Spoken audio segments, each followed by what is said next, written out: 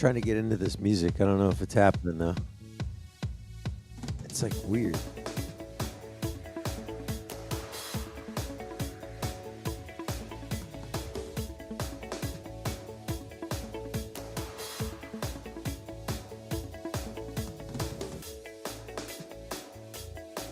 This music's it's part of the program that I use to broadcast live. And it feels like it's like speeding up and slowing down. Oh, let's listen. They have all kinds of different songs to choose from here. Let's see if I can get a different one going. This is the rock and metal song. Let's listen to ambient. What does ambient sound like? Oh yeah, it's the Morning Buzz with Mike Brady. We need an intro. The Morning Buzz with Mike Brady. I could sit in my room and do this all day long, people.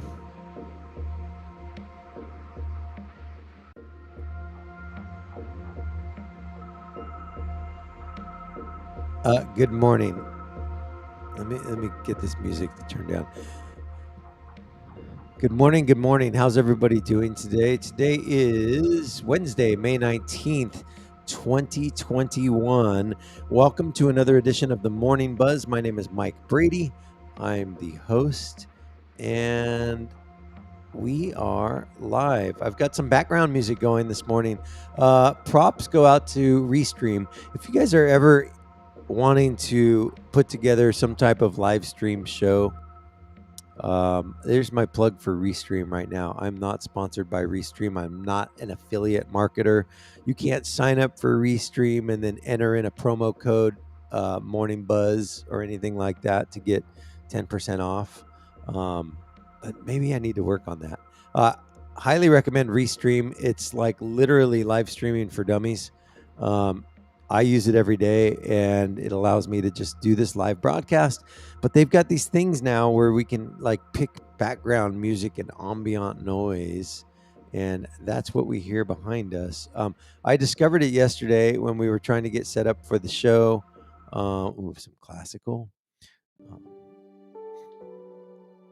There it is. Oh, good morning.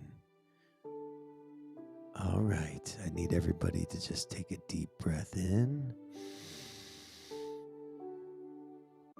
Hold it. Now exhale slowly. When you're exhaling, I want you to think about flying through the air.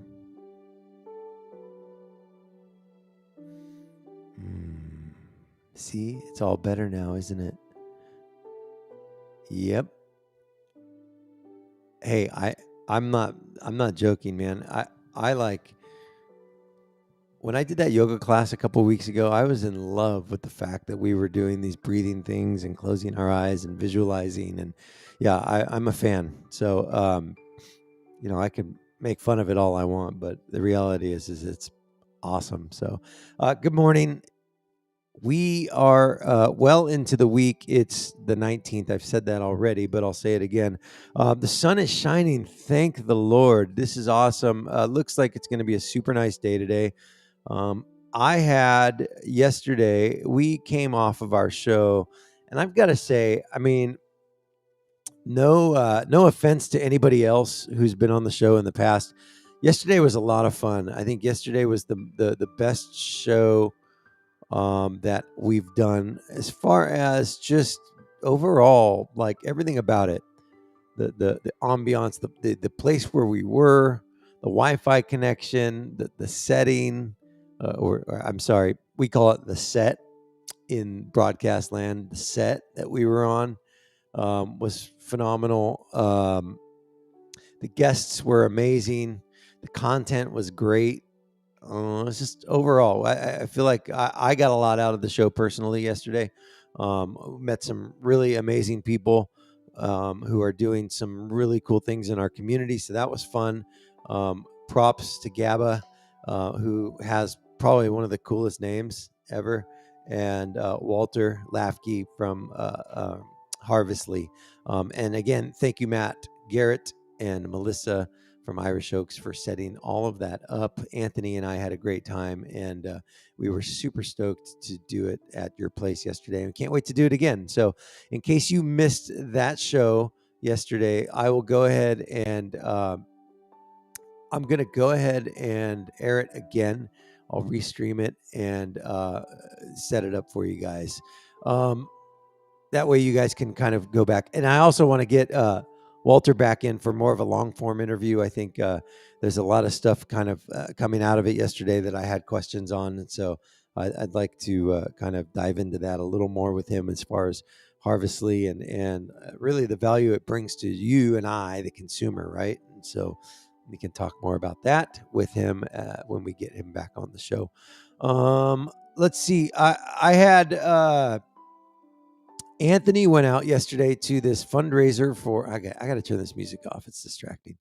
Sorry. Anthony went out to the fundraiser yesterday for the Central Coast Crushers and a Heavenly Home. They put on a barbecue fundraiser for the fallen San Luis Obispo police officer, Detective Luca Benedetti, to benefit his family. And so it looks like from the pictures that Anthony's going to show us this morning, it looks like they had a great turnout. And I texted Mr. Chad Schoenthal to get some updated numbers from him to see how they fared with their fundraising. Their goal was $10,000. And so I messaged him to see if, in fact, they were able to meet that goal. But I'm going to invite right now Mr. Anthony Reed into the house to talk. Anthony, can you do me a huge favor? Yeah, what's up? I got to turn my stove off, man. I'm heating up water. I'm going to run and do that. No worries, I'll be here. This is what we do, man. It's just makeshift here. So you talk, give a little rundown. We'll show some pictures a little bit later, but yeah, talk about what you saw yesterday. All right, sure. All right. So I for those that don't know, I'm Anthony Reed. I run Paso Robles Incidents in Action. It's a local stringer page. Sorry, I got distracted by the comments there. So I run a local stringer page, and I did go out to the event yesterday that was held at the Heavenly Home here in Paso Robles at 2025 Union Road. The Central Coast Crushers, they sponsored a event that is going to benefit the family of fallen San Luis police officer Detective Luca Benedetti, and it was just a great event. And Mike looks like he has coffee there or something. So anyway, all right. So just talking about the event. I'm just getting into the event, Mike. So just talking about the event. I got there at around 4:30, and it was already a great turnout.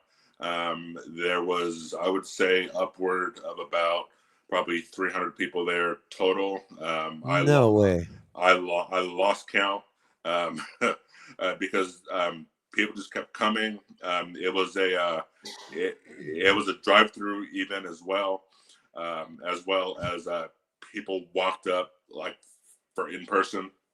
And so I would say that there was probably an equal amount of people that walked up that drove through. So I saw a picture of the cars lined up. Mm-hmm. Let's see here. Yeah, so that picture just shows you like it looks like there's a line of cars way back here that kept going. Right. Yeah. So like I said, just looking at that, that just shows you the outpouring of community support that was there yesterday. Like I said, I showed up around 4:30 to take pictures for the Paso's Daily News, and that's one of the great, awesome shots that I was able to get as I myself was standing in line too. So that just shows you, and there's Chad there. That just shows you the outpouring and community support that's supported out on yesterday. And I talked to uh, one of Chad's organizers, Jennifer Jimenez.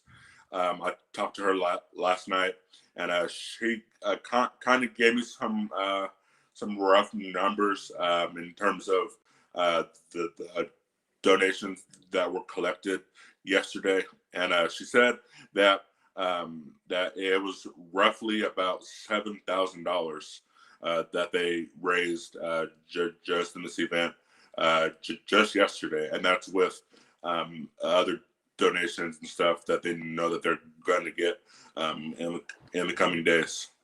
Yeah. So as of yesterday morning, they were sitting around $7,000, I think.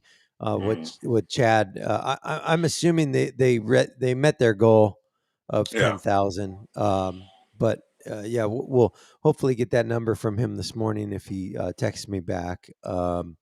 Okay, so the real question is, how was the barbecue? Was it amazing? The barbecue was awesome. I got the tri-tip plate, which came with some French bread, some beans, obviously tri-tip, and a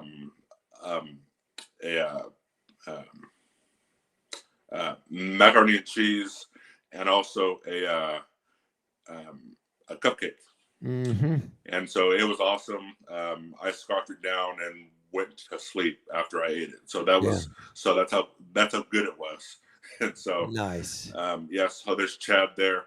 I spoke to Chad as well, and I kind of got some history on the Sandra Coast Crushers. He founded it. I'll just go into it. He founded Sandra Coast Crushers about 10 years ago to give kids in the community just another chance to play sports and to get some higher level baseball experience and all that just prior to college. And so what they were doing yesterday was just to do their part and just support the family. And obviously with the situation with Officer Benedetti. So. Well, good. Okay. Well, yeah. So these boys here, obviously the team, they were out doing like running around and delivering things and helping out, right? Oh yeah. Okay. And was the whole team there? I don't know about the whole team, but I would say probably 20 of them were there. I didn't get a chance to talk to any of them because they were obviously working. So I just took that snapshot just as they got done delivering some food to a couple cars, and I just kind of pulled them aside and said, "Hey, do you want to pick for the newspaper?" And they're like, "Yeah, you know." And very cool. So I was able to get that. So Scott Brennan, how does Scott feel that that the Morning Buzz gets to break these pictures in the story before he puts it at the print?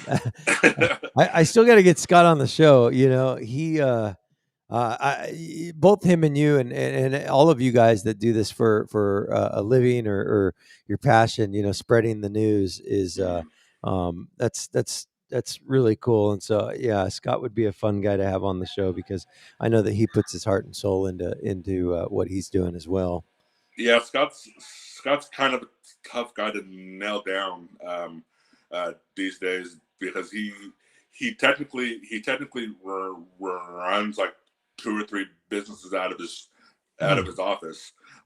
His office is at 11th and Park or 11th and Spring, just depending on which way that you're going. It's right next to the police station, actually. So he's always running on deadlines. He's always doing this. He's always doing that. He's a great guy to work with. He knows his craft. He knows what he's doing, and he's an ex-firefighter too, as well. So he knows the game. Awesome. So yeah. Well, cool. Okay, so this morning you mentioned cupcakes. Cupcakes are not in my diet plan, just FYI. So when you come on the Mike Brady health and fitness program, I'm going to call it Brady's Boot Camp. When you jump into Brady's Boot Camp, there will be no cupcakes for you. Just a FYI on that. I'm cool with that. I'm cool with that. So, but at 7:20 this morning, we're going to check in with Amanda Moore, who's also on this 75-day challenge with me. Excuse me, I got a frog in my throat. She's the one that motivated me and inspired me to get started. And so Amanda's going to be on the show. She checks in with us weekly. She's 5 days ahead of me. I am on day 51 today. She's on day 56, I think, or 57, somewhere around there. And so she'll be in to talk with us. And then unfortunately, we will not have a district update today from Mr. Asplund and Mr. Burnett. They've got something called work or something that they've got to do instead. So like whatever. No, so they're super busy. They're right in the thick of it with recruiting, interviewing, and placing teachers and staff and all kinds of things for next year and this summer. And so unfortunately, they've got a full schedule today, so they will not be in. Who else? Oh, Mr. Lewis will be in today to talk, give us a little history lesson. And Mr. Mack, of course, will be in at 7:30. And then at 8:55-ish, 8:55, my good buddy out on the East Coast in Washington, D.C., Greg Nersessian, will be checking in with us. He is, Greg, you've heard me talk about him in the past. Excuse me. Let's see. Greg is... Okay. So Greg is, can you see this? Mm-hmm. Greg is on day number 1,599 of a run streak. Okay, so he's been running every single day, at least 2.5 miles a day for 1,599 days. So let's go 1,599 divided by 365. He's been running for 4.38 years in a row, every single day. And so Greg is an amazing guy. He's a great friend. He's super inspiring to me. But we're going to check in with him on his run streak this morning at 8:50, and yeah, and so it'll be a good show. But I'm like on just a really good high from yesterday's show. What did you think of the show yesterday? Yeah, it was excellent. I got some good feedback from my dad, who's obviously my biggest fan, and as you can see in the comments, he's watching. So I got some good feedback yesterday.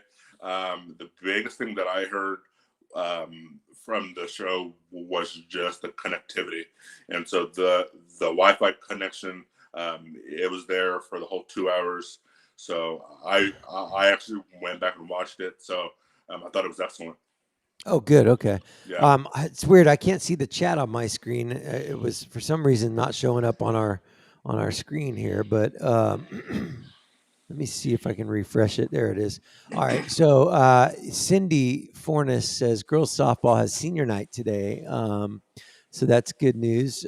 Senior night down at Vineyard Elementary for the softball team. So if you guys are in and around that area and able to get over there, barring any social distancing requirements, go out and support the seniors. Congratulations to all the senior athletes on the softball team. So, So Mike, real quick, at 8:30 also, the Chamber of Commerce in Paso is having a segment called Wake Up Paso on Zoom.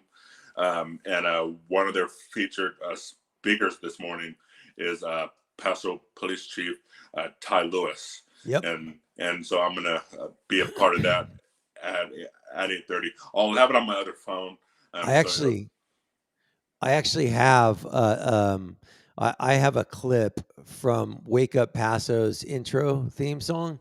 I'll just share it with you. Wake up, Paso. It's time to wake up with the Chamber of Commerce. I could probably sell that, right? They'll hire you for their voiceover. Yeah. Yeah, for sure. Yeah, so that's 8:30. I'll be a part of that. It's I'll have it on time my. to wake up, Paso. Good morning. Okay, sorry, go. Oh no, I was just I'll gonna stop. say. So I'll be a part of that at 8:30. I'll have it on my other phone, so it won't interrupt this here. So. And they're charging you $25 to wake up. Is that what it is? Yeah. For non-members, it's like 25, and for members, it's 18. So, I mean, I paid the $25. So, I don't care. You know what I charge to watch the show? What? A dime? Yeah. I wake you up for free. No, I'm just kidding. Well, yeah, I'm curious. Let me know how it goes. You're gonna jump off at 8:30 and be a part of that. Yeah, I'll still be on here on my other phone here. So I'll just have it on my other phone. Okay. Yeah. Well, cool. Yep. All right. I'm going to jump over to Amanda and we'll check back with you, Anthony. All right. Sounds good. Thank you, sir. See you. All right. Anthony Reed, Paso Robles Incidents and Actions. Amanda Moore is in the waiting room. Let me see if I can get her name on the screen. And here we are. How's it going? Hey, I just remembered. I literally got finished working out, looked at my phone. I was like, oh, shoot. So here I am, sweating. Oh, okay. Well, yeah, you look flush, like you were just outside getting that fresh air. Yeah. Awesome. How you feeling? I'm feeling pretty good. Yeah, Yeah, you look my great. knees are a little bit like achy here and there, but I think that just comes with 2 workouts a day for the last 55 days. Mm-hmm. So, you're 56 I'm right on now? 56 today, yeah. Okay, I'm 51. So yeah, that makes Yeah. sense. I hurt my knee yesterday.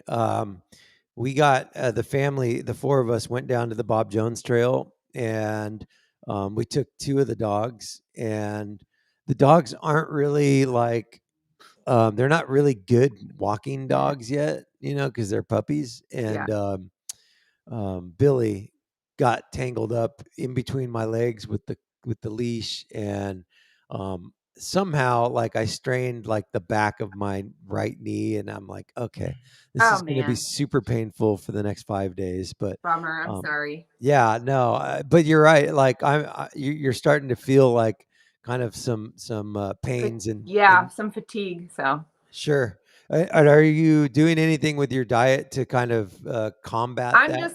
I'm trying to stay the course. No, I probably should do something. Yeah, I'm just staying the course. Yeah. How about you? Yeah, no, the same. I mean, we've talked about it in the past. I don't know what it is. I've been constipated or something. Oh man. Like I find this is maybe TMI for those of you watching, but find like every 3 or 4 days I'm going number 2. You need some more fiber then. Maybe you're eating too much meat protein. Right? Something. You got to amp up the fiber. Okay, so or I have some magnesium you can take. Oh, okay. That'll Magnesium. Help. Yeah. So, but other than that, I feel amazing. Like zero inflammation, zero, and I was thinking that I was writing my post for that accountability group this morning, and I'm thinking, there's 2 types of pain, right? You can have pain from inflammation, or you can have pain from just soreness of working out. And that one's way better. Right. Like I'll take that any day of the week. And so, yeah, and I know what I was going to tell you. We went to 1865 Craft House last night for dinner. Never been there before, and it's kind of tough to eat out when you're doing this, but they had gluten-free, vegan options, and so I had for the first time in 51 days like pasta. Like I hadn't nice. had. I bet that was fun. It was delicious. It was sun-dried tomatoes, and like these gluten-free pasta noodles, and the Beyond Meat sausage in the pasta. Yeah. And I'm like figuring, I'll just try it. I never see it on a menu anywhere. And I'm probably not ever going to buy it at the store. So yeah, I'll give it a shot. It was like surprisingly very good. That's good. But what it wasn't was it didn't have that sausage grease aftertaste that I love. Right? Yeah. Yeah. So that's what I was missing. But it was cool to kind of mix up the diet and try something that was I'm sure. alternative. Give So something else to the taste buds. yeah, and maybe that's what helped me relieve myself this morning. Who knows? Yeah, good for you. Right. Yeah, it's hard to eat out. We went out. Jason had some family here from Colorado, so there was Mhm. 22 of us at Gina's in Arroyo Grande, Mhm. and everybody's getting these awesome pasta dishes and pizza and Yeah. whatnot. And I got a salmon salad, which was good, but I was like, I looked at Jason after. I'm like, I'm hungry. And then Right. they're all ordering cheesecakes, and Oh anyway, my gosh. it's that Yeah. determination, self-discipline. So are you thinking about like day 76, what you're gonna splurge? Like, I No, I don't have like a specific plan, and I don't want to go crazy because, yeah. I want this to be a lifestyle change, but I do want to be able to enjoy a dessert or, a more savory dish, Mhm. on the weekend or something. I don't know. I might plan on like having a cheat day once a week. Yeah. So, I I'm like, I can't wait to have just really good cheese. Isn't it? right. Like just a I nice slice of cheese with my sausage, right. you Yummy. know? Yeah, Yeah. I hear you. Cheese and yeah, I mean that's really the only thing I think that I've been like going, man, I wish I could have a piece of cheese. But anything else, like I don't need a lot of breads anyways. I don't need a Right. lot of, you know, alcohol. A good IPA, but even the alcohol isn't really like I'm not really missing it. Yeah. I've gone a full 365 days in the past with no alcohol.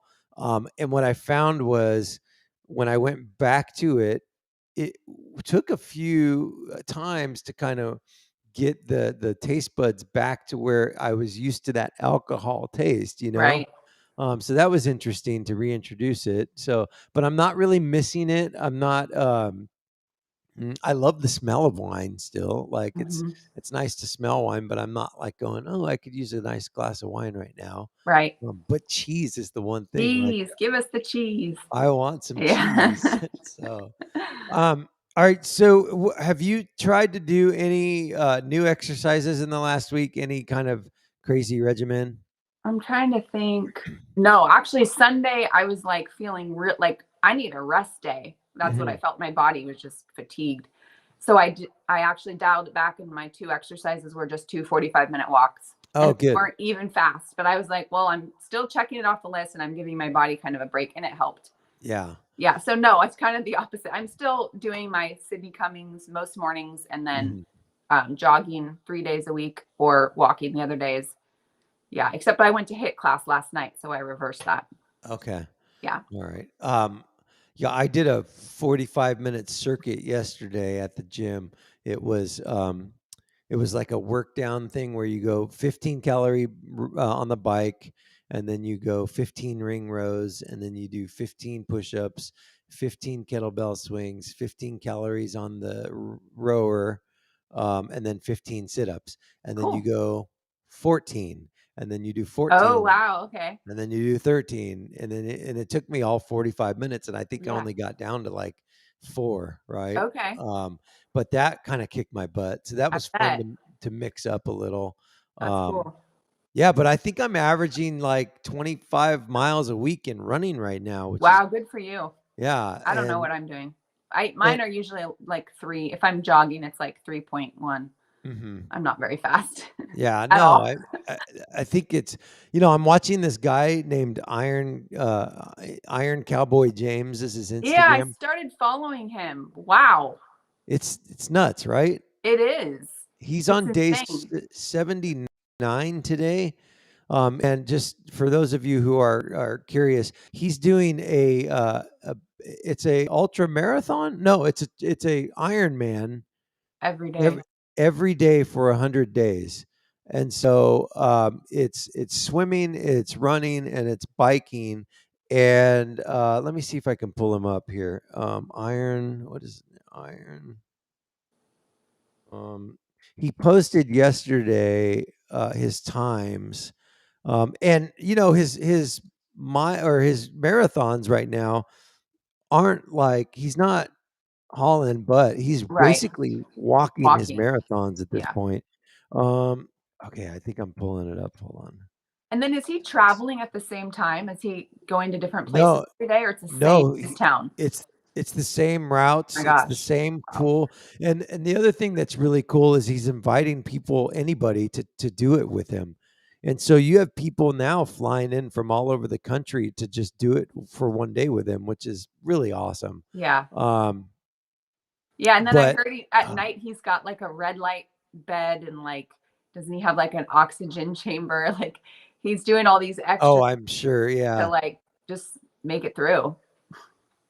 It's crazy. Yeah. And I saw him get out of the pool on one feed, and like, he's just couldn't even really walk, but then he gets on that bike and he goes, um, yeah, but that's gotta be, I mean, that's gotta take days off of your life, right? You would think. Yeah.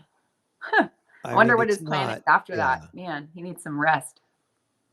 Well, and what I don't know also is what his like why he's doing it. Um, is he raising money? I Right. probably should know this, I don't know that but either. I'm almost to the I one actually that heard says about it's, him because I was listening to one of the Rich Roll. I've listened to like 2 of his podcasts, and they were talking about him. I was like, oh, yeah. oh, that guy. What do you think of Rich Roll? I like him. Yeah, he's easy to listen to. Super soft spoken, Right. very humble. Yeah. Yeah, he's just yeah, I'm like obsessed with him right now. I think he's just an amazing, what he's doing is an amazing thing. Yeah. And just, sharing these people's stories and see, now I can't find the post that I wanted to show, but basically he's doing his marathon in like 6.5 hours, which is like a 15-minute mile. Right. Sorry, I'm sidetracked, but yeah, Rich Roll is amazing. I listened to one yesterday working out. It's him and Russell Brand. And Russell Brand is that actor who's from England, who's kind of like a crazy, he's in a bunch of movies as a comedian. And, but he's a recovering addict. And, the thing that he said with alcohol and drug abuse is that once he's figured out how to move past all that, it really unlocks his potential of who he's meant to be, Mm. which is interesting. And so, yeah, I've just been thinking through that over the last 24 hours. Like, what other things in our life do we have that kind of, I guess, deter us from kind Yeah. of unlocking who we're called to be, right? Right. Like, yeah, I'm just fascinated by Rich Roll and the guests that he has on, and just the conversations. He's somebody said he's just a vulnerable, soft spoken, like intelligent conversationalist. So Right. yeah, highly recommend it. All right, so I got to get Mr. Mack in here. Anything Sounds else going on with you? I'm trying to think. Nah, just Okay. gonna power through. I'm done. 3 weeks from yesterday will be my last day. I finish on a Tuesday. That's so awesome. Good. Yeah, we're doing it, man. I know. I love it. My buddy Greg's going to be on today. He's 4.36 years into his run streak. Today is day 1600. So this is yesterday. He was at 1599. He never takes a break. Never takes a break. He runs at least 2.5 miles a day, and as much as like 50 something miles, because he does these big races. Wow. But yeah, so he's going to come on right around 8:50 or so this morning. Awesome. So, Okay. yeah. I'll try to listen. All righty. Cool. All right. Have an awesome day. We'll talk to you soon. Thanks, Amanda. Okay. Bye. Bye. All right. That's Amanda Moore, who's doing the challenge with me. She's a stud. Mr. Mack. Hey. Are you motivated yet? Have we motivated you, or did we just do the opposite? No, but I am impressed by you guys. So man, it's a fun journey. Yeah. Yeah. The thing I have to remember though is it's all fun to have these challenges, but like, how do you develop this into a sustainable, lifestyle, right? Yeah. Absolutely. So that's where my mind's at. Where's your mind at this morning? My mind is grieving for our boys' soccer team. Oh, do we want to talk about it? Oh man, heartbreaking overtime loss last night. Oh. We were the number 2 seed going in, hosted them at our place, and everything looked good first half, up 2-zip, momentum definitely rolling our way. But, anybody who makes the playoffs, I mean, look at those expressions on those guys' faces. I was going to say, look, can you get any sadder picture, more sad picture? Yeah, that was tough loss. And, for those who don't know how the game ended, went into overtime. And in the final second of overtime, Selma scored to win 3-2.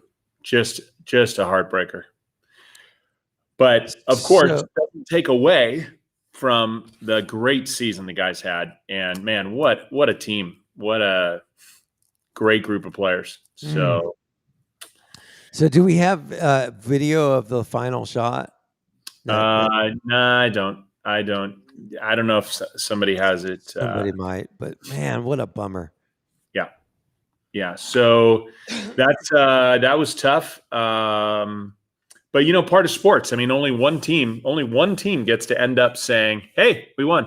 Yeah. I mean, at the end of the year, everybody ends up on a loss except one team. So, and what was Selma? What was their seed? Yeah, if we were the 2, then I guess that makes them the 15. Something like that, right? Yeah. But everybody who gets in, everybody's good. And this isn't like the World Series, or whatever, where you get. It's not riding on one game, but this is riding on one game, and ball bounces a crazy way, or it's a little windy, or I don't know. It's just a tough way to lose. But again, great season. Great what season. they call it? It's just character building. It is. Yeah. Swim. Now I only got the girls' results from last night. Girls swam first, then the guys swam later on that night. So hopefully somebody's going to share those with me. But we got girls qualifying for the finals, which is tomorrow, in 8 different events. So just great races, and you can see down there below their times. The top 8 qualify for finals, and then if you came in 7th through 16th, then you qualify. 9th through 16th, then you qualify for consolation finals. But I just listed for you the our ones that'll be swimming for. The league finals on Thursday. Okay. So anyways, great swims, and a lot to be proud of with that team as well. And again, the guys, I'm sure the guys did well, just didn't get the results because they swam after the girls last night. So we will hopefully get those today. And then basketball won last night. So that was great. Moved to 5-2 in league, and I believe they're tied with Paso, 1 game out of Atascadero, who is 6-1. So we're 5-2. Pretty good offensive game for us, with us scoring 60-something points. 78 points. But we gave up 66. Coach Cherry wasn't necessarily super excited about our defensive effort, but it's been tough with COVID. I mean, it's tough for all the schools, but it's tough to get the momentum going. And then with Xander injured, but Xander had Xander's coming back strong. He had 25. Seth had looks like Xander's just hasn't skipped a beat. Yeah, he's definitely coming back. So 25 points for him, 17 for Seth.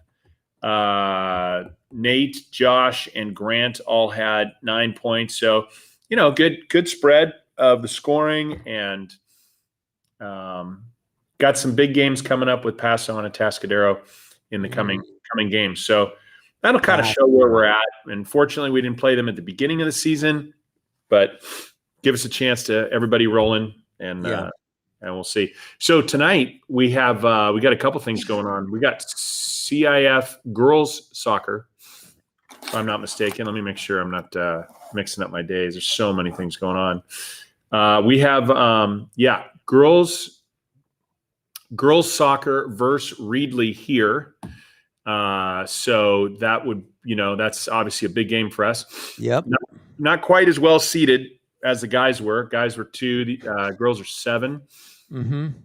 But we also have varsity softball senior night versus AG. That should be a great game. And I'm going to be posting some pictures on our athletic Facebook and our athletic Instagram of our seniors. We got 3 seniors on the girls softball team, and girls softball is just rolling. They are just rolling. They only have 1 loss, and right now I can't remember who they lost to. But they're just looking great. Really, really rolling as a team. They're 9-0 in league.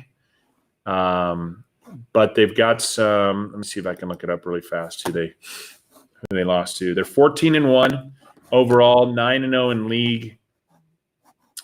Let's see. I know who they didn't lose to. They didn't lose to San Luis.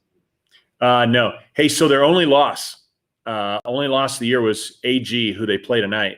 Oh. They lost 6-5. That was a non-league game. But this one is a league game. So just so, for those who are wondering, we are 14-1. The other Eagles, the Arroyo Grande Eagles, are 14-2. Ooh. We are in our section. Let's see. I don't know. Those are always a little bit off. So let's see. Any other comparisons we got? Do we have any head-to-heads? Let's see. We beat Mission Prep 11-3. They beat them 11-6. We beat. And our only loss was 5-4 to AG. And I was talking to one of the coaches last night, and she said, talking about that game, she said, "Yeah, somebody missed something. I'm not sure who missed it, but somebody missed something. We threw a pitch that we shouldn't have thrown. And, it only takes one pitch, as you know. It only takes one pitch. And the AG hit a home run, walk-off home run. I think that's how it ended. I heard they cheated. It's always a good one to revert to. It wasn't our fault. It was the umpire's fault. He blew the call, whatever. Yeah. So anyways, we beat Napomo 11-0. They beat them 6-0. We beat Morro Bay 8-1. No, they beat them 8-1. We beat them 5-1. Tascadero, we beat them 11-0. They beat them 13-0. I mean, pretty even squad. Yeah. And our only loss was to them 5-4. So our girls are feeling really confident about today. And you got that extra emotion of senior night. Yeah, right. So Bella, Charlotte, and Natalie, their last home regular season, but we are, we're a shoo-in for playoffs. Well, yeah, let's hope we get some revenge today. Yeah, absolutely. Mr. Mack, I'm going to let you go, but just a real quick question. Do you find that you get more, hold on, you can take that. There's half a pot. Do you find that every time I mention that you can subscribe to the newsletter, you get your inbox is just flooded with new people? We do pick up some. Yeah. When you do that. Yeah. So, all right. Well, in case you want it, Matt McFarland puts together the newsletter every morning. It's mmcfarland@templetonusd.org to subscribe to the Templeton High School Athletics newsletter. So thank you for doing that. You bet. My pleasure. And thanks to the coaches who make it possible. Yeah, for sure. All right. Well, have a good day today. All right. Thanks, bud. Take care. We'll see you. All right. Bye. All right. Matt McFarland, the ASB advisor and activities director for Templeton High School. So happy that he joins us every single morning to give us the update. Another guy that we're blessed to have every single week on Wednesdays is Mr. Eric Lewis. He is the Templeton High School Government, History, and Econ. Yeah, and criminal justice. And criminal justice teacher. And any other hats that you wear over there? Not anymore. I mean, I was in admin in the past, left by choice, both assistant principal and principal over the years. So I probably, and then having a parent of 5 Templeton graduates. Wow. I probably have worn more hats than almost anybody. Jeez. You know, I mean, yeah, I've been there this is my 25th year in Templeton. So that's great. So how old were you when you got to Templeton? I was 30 or 31. I think I turned 31 right when I started. Wow. You know, I had the previous career in law enforcement. Yeah. Down in LA. Yeah. And lucky to get out of LA, I'll bet, right? Yeah, no, I the only thing I miss about down there other than family and friends is weather. I'll be honest. I'm a California boy through and through, and I could not move any place where it got cold. I don't mind the heat, but even North County with frosty mornings and having to scrape my windshield, I literally hate those. But other than that, I love it here.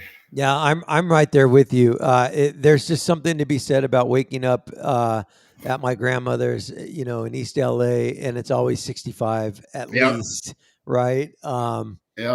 Yeah, my sister lives in Pasadena. Same thing. It's just, for some reason, when you get below Magic Mountain, Oxnard, Ventura, the weather is amazing all the time. Yeah, no, I agree. Yeah, so I do like having the window open all year round for sure. All right, and what department were you with down there? I was with the LA County Sheriff's Department. That's right. Okay. Yeah, and I worked out of Carson Station during the LA riots. So we were the city of Carson, and then we were parts of South LA, of county areas of Compton, Athens, Willowbrook. Pretty much ground zero for the gang wars that were going on prior to the riots and during the riots. Yeah, 2 of my uncles were Station 25, East Willowbrook, Compton. So that's LAPD, right? No, they're sheriff. Station 25. I don't know the numbers, so that would it would either have been us at Carson or Linwood. I think it was Linwood. Yeah, Linwood, because we went up to each other. Linwood, they closed. There's a Firestone too, and they closed those 2 stations, and now there's a station called Century that combined those 2 stations in the 90s, I believe. Yeah, so the night before my stepdad and my mom got married, it was May 12th, 1995, and my uncle was with us, and we got the call that his training officer, Steve Blair, had been murdered. Oh my gosh.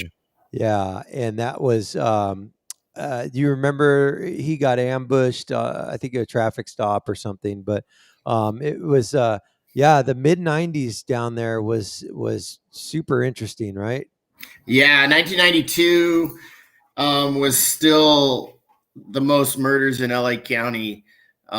Still to this day, it was kind of crazy. So it was a next time, and there was a lot of police officers shot and killed. And after we talked about the officer who was killed in San Luis Obispo last week, but then in my criminal justice class, I actually got really emotional because I realized between people I knew who were my dad's friends, that I grew up with that were killed in the line of duty, people I knew, and now, although my son knew Officer Benedetti, he wasn't close, but his partner was on the SWAT team with him for, I think, the last 12 years.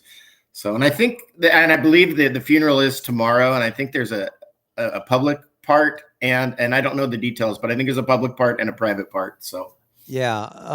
Anthony shared the details. I'll share them again this morning when he gets back on. But yeah, and that GoFundMe, by the way, is over 600,000 now. Oh, that's so awesome. That was cool. Yeah, I mean it's just cranking right along. They've actually started another one for Officer Orozco, who was injured. All right. And so that one's going around as well that they're raising money for, which is cool. Then the fundraiser that the Crushers did last night in Paso with A Heavenly Home. It was just two organizations that wanted to use kind of their influence and their community of followers to raise a little more money. And I think they were able to raise somewhere between $7,000 and $10,000 last night on a drive-through barbecue for Detective Oh my Benedetti. gosh. Those drive-through barbecues are the best, though. I know that that's such a staple of our FFA's ability to raise money, and it's such a win-win thing. They make so much money, and then, as you know, it's just so good. Yeah, it's so amazing. Gosh, I know it's amazing that we all don't weigh 300 pounds with all the drive-through barbecues. Yeah. Oh, what are we talking about this morning? Well, you know what, today, and I kept kind of changing my mind, and I decided, without getting too much in the current politics of what's going on in Palestine and Israel, I thought I'd go back historically a little bit and give you guys some background, because I think there's a lot of things people don't realize, how we came to be where we are now. Yeah. So a lot of people think this goes back thousands of years, and it really doesn't. Kind of as we know it, it kind of started in the late 1800s with the Zionist movement, and basically what that was a there'd been so much persecution of Jews over the course of history. I was writing down, and I couldn't even write them down. They were kicked out of Rome, they were kicked out of Naples, they were kicked out of England, Hungary, burned Switzerland, Spain, and I'm just touching the surface. There was a really famous case, or a situation called the Dreyfus Affair, where a Jewish French military officer in the late 1800s was framed for treason and sent away for life. And then they found out they faked all the documents and did it because he was Jewish. And so this writer named Theodor Herzl came up with this idea. Hey, we've always been a religion, but we have a people, and we need a place that can be ours. And that was in the late 1890s. And so around that time, the British kind of said, hey, we're going to have this thing called the Balfour Declaration. And they said, hey, we're going to give the Jews a place in Palestine. Yeah. And that was so around 1900-ish. And but at the same time, Britain also... Question. Yes. So Britain controlled Palestine at that time? Yes, through imperialism. And then after, well, yes and no. Actually, not yet. During that time, it was controlled by the Ottoman Empire, what we mainly think of now as Turkey, which were Muslim, but not Arabs. So the Arabs there weren't that happy. And actually, that kind of goes on to the next thing. So the British, even though they didn't really control that area yet, they thought they would. So they promised it to the Jews. Then they also told, and if you remember the movie Lawrence of Arabia, they basically got the Arabs to fight a war against the Ottomans or the Turks to kick them out of that area. And so they also promised the Arabs, and they had hoped and they also promised the Arabs their own state in the same area. And then on the same token, they were talking to France during World War I and going, okay, when this is done, we're going to divvy it up. And so basically what happened is, for the most part, France and Italy divvied it up, and Palestine was controlled by the Brits. They did encourage some people started moving there after World War I. Jews started moving there, and about 300 Jews moved there in the 1922. There was an uprising of the Palestinian people who were previously there and kind of said, we don't like this, but it was crushed by Great Britain and by and the Jewish immigrants. And there were always some Jews that were there forever in Jerusalem and such. And there actually one thing that came after, there was small population of Jewish people all through the Middle East. They were in Syria, they were in Yemen, they were in Egypt, and they were very small populations, and probably 1 to 3 or 4% of each of these countries, which are almost all gone now, because after what happened, they almost all immigrated to Israel. So then, that was kind of going on there. Then we have World War II, and then obviously we had the Holocaust, in which 7 million Jews were exterminated by the Nazis. And so afterwards, they were looking to go to Israel en masse, but because of multiple interests, Great Britain, and it was one of the few times that the United States and Great Britain almost ended up on the opposite side of things. And Great Britain kind of was trying to halt immigration or limit of Jews going to Israel after World War II. And the United States was like, no, we should. And they weren't a country yet. And then basically Great Britain kind of punts and goes, oh, you know what, we can't deal with it. And they gave it to the UN. And the UN was brand new. This was like the first thing they did. And so the UN divvied it up and actually created on paper a state within Palestine, and they had a spot for the Jews and a spot for the Palestinians, and the Jews accepted it, and that was going to be Israel. And the Palestinian people, wasn't so much that they didn't accept it, but almost all of the Arab countries in the region were not happy and didn't accept it. And so then they said, no, peace. We're not going to recognize Israel. And then they basically fought a war in 1948. And I was just say, this is around 1948. Yeah. And they fought, and now they've fought on and off ever since. And that's kind of how we ended up where we are today. The situation that's going right now, I was watching a video. I'll share it with you in the thing if anyone is interested in more details. So I'll post it up here. So I guess without getting too political, the question is, what's in it for the U.S. and what do we want? Like, what's the ideal outcome for us? You know what? I don't want to get. There's no way to do it without getting political. I mean, yeah, right. If you're conservative or Republicans, they tend to be all with the Jewish people, and Democrats tend to be more split right now. President Biden is saying they want a ceasefire, but they support the right of the Jews to defend themselves.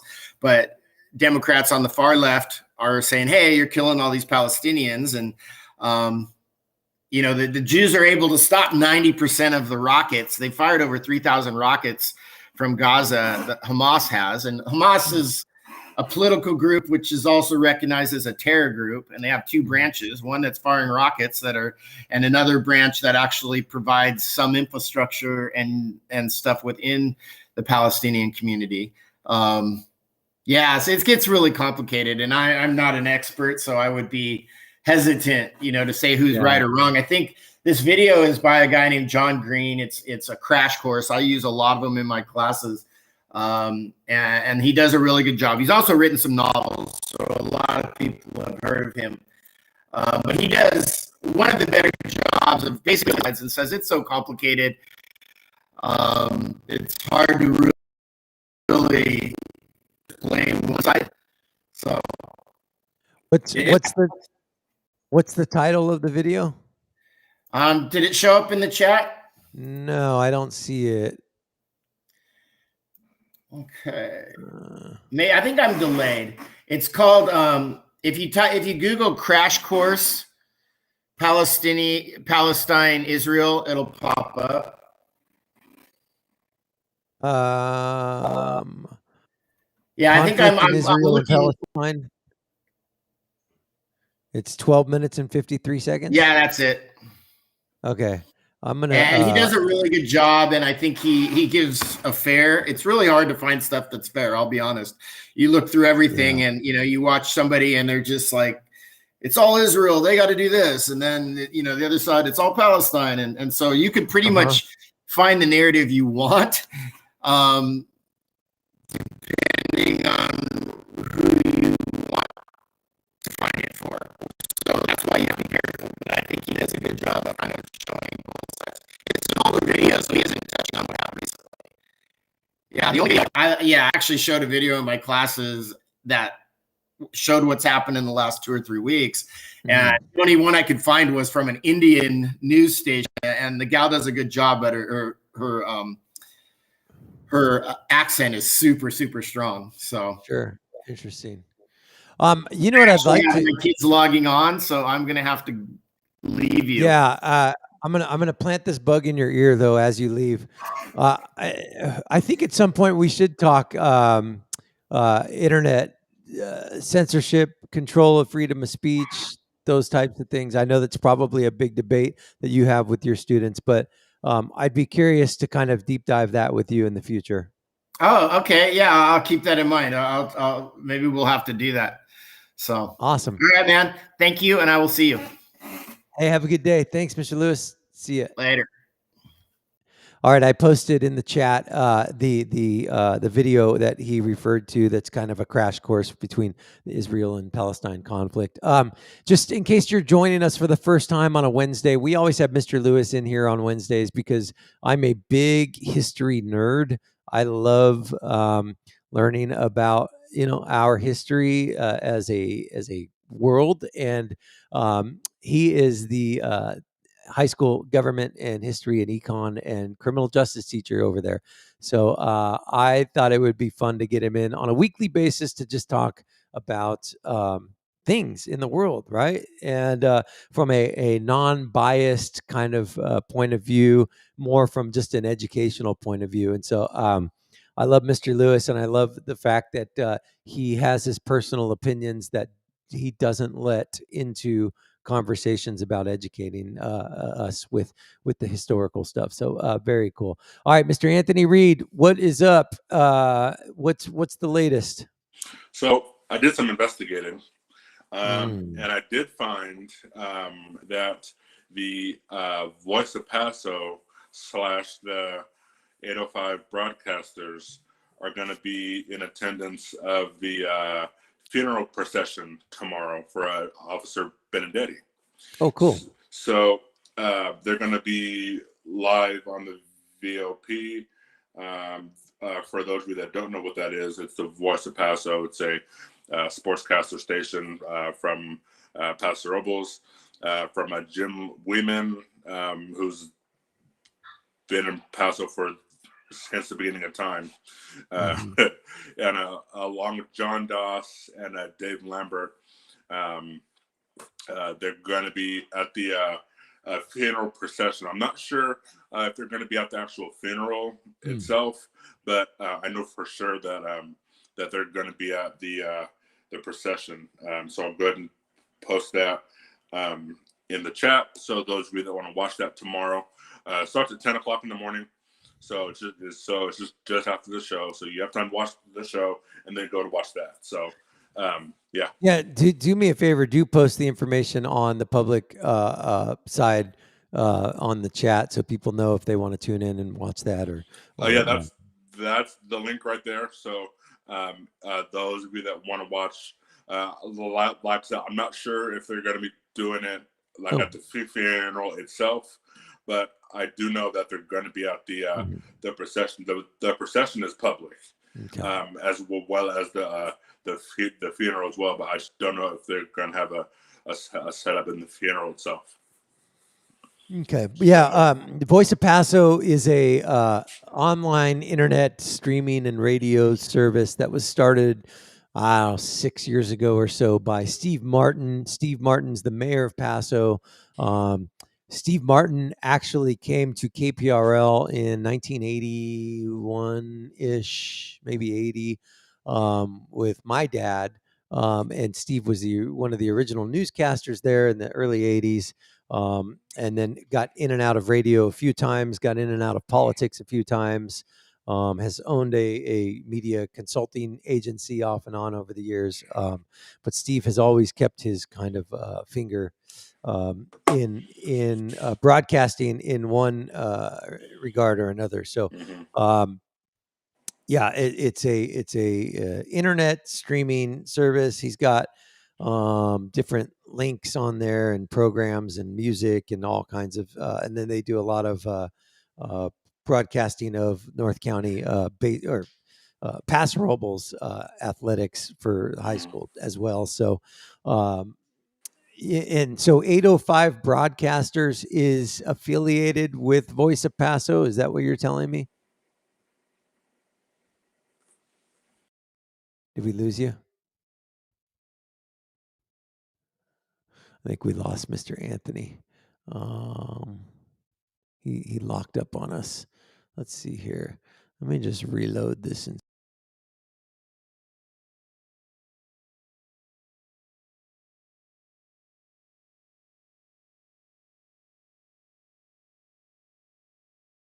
we lose you. Are you there?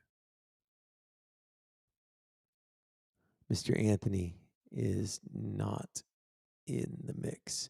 All right. So, yeah, in the chat, you can see it there that we've got the link for the funeral, the public, at least part of the funeral for Detective Luca Benedetti tomorrow happening. And so if you want to click on that and watch it or listen to it, you can. All right, it's 8:06. Today is Wednesday, May 19th, 2021. The official countdown to Templeton High School graduation is, let's see here. Share this. I'm going to refresh. 22 days, 10 hours, and 52 minutes. These kids cannot wait. It can't come soon enough. And so that's exciting. 22 days. Today is 51 for me of my challenge, of my 75 hard challenge. I've been going 51 days doing this thing where I'm doing 2 workouts a day. I'm drinking a gallon of water a day. I'm reading 10 pages of a book a day, and I'm doing no alcohol, no dairy, no gluten, no sugar in my diet. And so it's day 51 of 75. The next 20, what is that? 24 days left. Are you there? In my diet. And so Yeah, I don't know what happened. That was weird. yeah,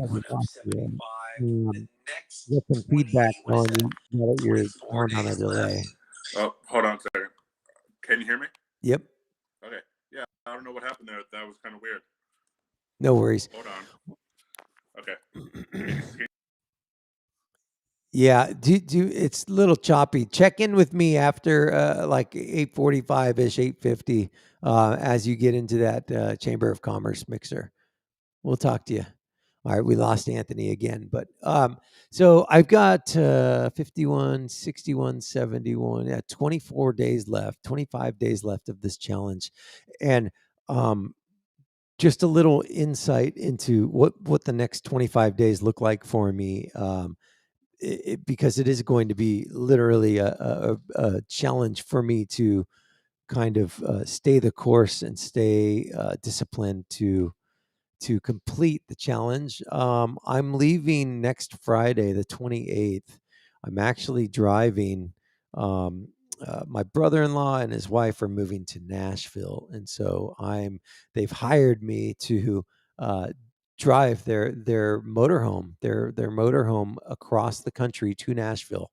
And so Friday the 28th, I'm saddling up and I'm packing my computer, my live stream equipment, my guitar, and a camera, and I'm hitting the road. And so I'll be driving from the 28th to probably the 1st or 2nd to Nashville, and then I will be flying home maybe the Thursday, Thursday the 3rd or 4th, or Thursday's the 3rd. So I might be flying home on Thursday. But that being said, I'm going to be tasked with driving about 500 miles a day and then getting 2 workouts in and then continuing to stay on my diet. It's going to be an interesting challenge, but I plan on kind of strategically planning my route and the times that I'm stopping and resting and doing all of that. But I think what I'll do is I'll do a in the morning when I get up workout. Friday I'll do the show from here in the morning, the 28th. So, and then I'll leave after the show. But I'll do a workout before I leave, and then a workout when I get to where I'm going, which I think I'm going to go to Havasu the first night. And then the next morning I'll wake up, do my workout, hit the road. It's going to be Saturday the 29th. Drive from Havasu to, it's going to try to get to Albuquerque that night.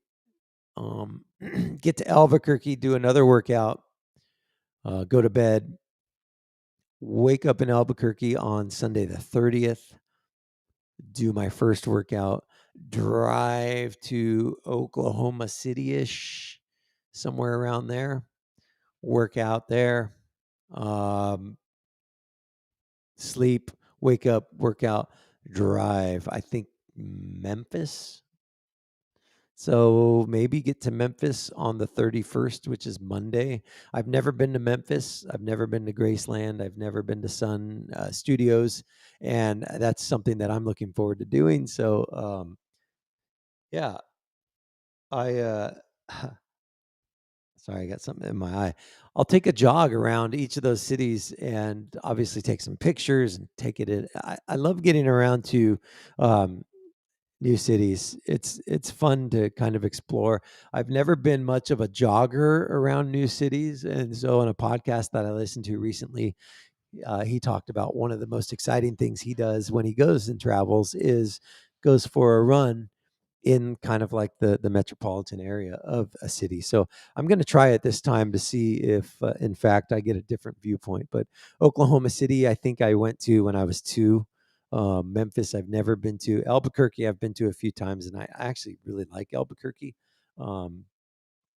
So yeah, looking forward to it. I'll be vlogging and writing music and playing music and doing the show Monday Monday the 31st is Memorial Day, so no show on Monday the 31st. Tuesday the 1st, I'll do the show. Wednesday the 2nd, I'll do the show. Thursday the 3rd, I'll do the show. Fly home Thursday after the show. Yeah, hard 75 on the road. Exactly. It's definitely going to be hard, but I'm determined. I'm not going to let this be an excuse as to why I fail. So then I thought, okay, I could go super extreme and then research like super healthy kind of farm to table type, farmers markets to stop in each city and do all that. But that's like way more research and time devotion to this than I want to even think about. And so I don't think I'll go that far down the road, but who knows? I don't know. I'm playing it by ear. So will be interesting. And of course, like everything, I'll be documenting the journey and sharing updates and taking pictures and working on all my other stuff. And so, yeah, looking forward to it. Hey, so I don't know. Earlier this week, over the weekend, I told you that I launched a store. I'm having fun with this. This is just something that literally anybody can do. I launched a store that has a bunch of merch in it. I'm like obsessed with my Dathlete shirt. It's like the hardest thing in the world to say. But let's see here. I love it. Dathlete. That's what I'm calling myself now. That's just my new term for myself. Dathlete. There it is. So anyways, I'll post a link to the Dathlete shirt if you guys are like wanting to or needing to have that. It's awesome. And when you guys, I appreciate all those who have ordered stuff already from the Mike Brady shop. When you guys are ordering, unfortunately, I can't see. I don't know why I can't see who is ordering stuff, but I appreciate the ones that have already ordered. I think you guys ordered Morning Buzz mugs. I designed a new Morning Buzz pint glass. That is kind of cool. That is really cool looking. So Morning Buzz pint glass is in the shop now. What else? All kinds of stuff. There's the original Morning Buzz pint glass. That's got the black background with the city, the downtown Templeton, which is kind of fun. Yeah. So what else? Oh yeah, Morning Buzz hoodies. Yeah, fun stuff. So, anyways, it's the Mike Brady online shop. Tank top, getting ready for the summer. I might be sporting this one. There you go. Lots of swag on the Mike Brady shop. So the link is in Amanda. The link I just dropped it in the chat, so you can see that. Click on that link and you can get in there. Um, all right. So let's see what else. Oh, Anthony's back. Hey, Hey, can I you hear me? I can hear you. Before you see, you're still choppy, so I'm going to let you go. But yeah, check in with us around 8:55 after you've been in the Chamber of Commerce mixer for a few minutes, and let us know how it's going. So you can't hear me at all? I can hear you now, but Oh, it's freezing up. So, oh, are you there? yeah, I'm here. Oh, okay. Yeah, How's your signal on your end? it's good. I can hear you good. I can see you good. You're not choppy at all. Okay, cool. Yeah, Did you get your online store up and running yet? I didn't. I can't figure it out. Okay. Yeah, Well, I'll have to come alongside you and if anybody would like help, maybe I'll do a live stream broadcast where I walk everybody through how to set up an online store. It's yeah, just that might help. another thing that I can throw in the tool belt. Uh, okay, cool. Well, I was going to spend some time here this morning going through the Harvestly website with everybody, and so what I'd like to do is the questions have come up in the last 24 hours, like, okay, this Harvestly thing's all well and good, but from a financial standpoint, how does it benefit the consumer? Is it comparable? And so, what I'd like to do is go through and do some comparisons. With this delivery of local food Mhm. and kind of compare it to, I don't know, Trader Joe's or Albertsons or wherever people shop. And so Vaughn's, they have a Vaughn's is in Atascadero, Albertsons is in Paso, Mhm. Trader Joe's is in Templeton. Okay, so Yep. yeah, I'll go through and do some of that here shortly. Anthony, you're going to log into them on 8:30, so check in with us about 20 minutes after you're on. Okay, sounds good. All right, man. We'll chat with you. See ya. See ya. All right. So let's see here. We've got Harvestly. So if we go on to, let's see here. Let's go to uh, Fonz. Oh, let's do Albertsons. Albertsons. Albertsons.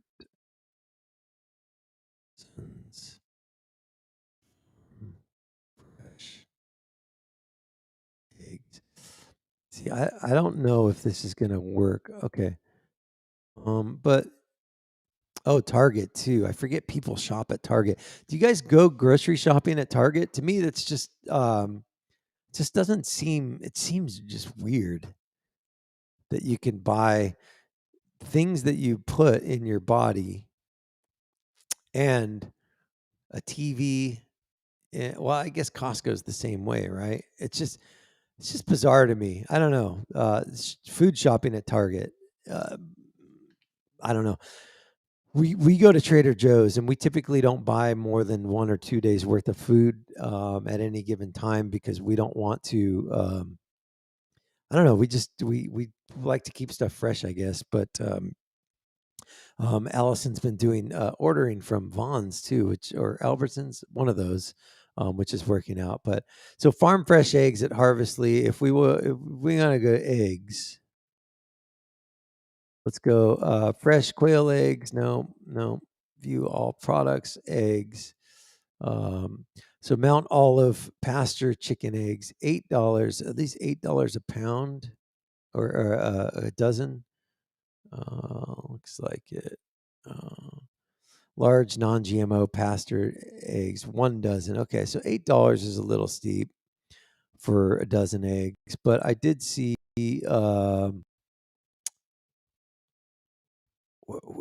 where's the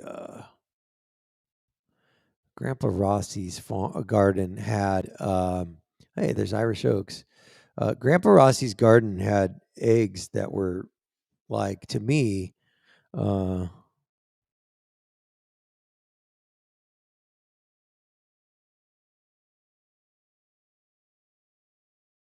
Shop by vendor. Okay. Uh,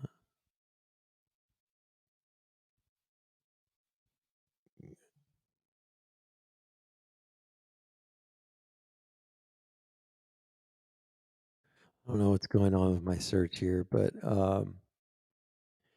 Rossi Garden home. Let me restart this thing because for some reason I think my search is shop by vendor. Okay, there, Grandpa Rossi. No, I guess these are all Grandpa Rossi's garden. Oh, I can just click on them. Okay, so here, look, you can get a dozen eggs delivered Grandpa Rossi's garden for $2.50. Right? Like that's super comparable to Trader Joe's, Albertsons, Vaughn's, Target. I mean, you name it. And you're supporting somebody that's local, that like a family that really kind of supports themselves off of the stuff that they're producing on their farm. Here's the description. And, we didn't have a lot of time to get super diving into this yesterday, so I'm doing it right now. But chickens are fed quality local feed from Templeton Feed and Grain, forage, and enjoy compost scraps. They free range, they have ample space to run, dust bathe, and bask in the sunshine. They live under shaded oak trees. And eggs are collected daily, washed, and sorted by hands. I should have asked, but when they're washed, I was told that by washing the eggs, it kind of changes the shelf life. So, Gabba, if you're listening or watching, shoot me a note in the comments. Let me know if, in fact, that is the case. If you wash the eggs, it shortens their shelf life. But so you can get a dozen eggs from Grandpa Rossi's garden for $2.50. So if we go to Albertson, Vaughn's, Farm Fresh, let's see, Farm Fresh Eggs. Let's see here.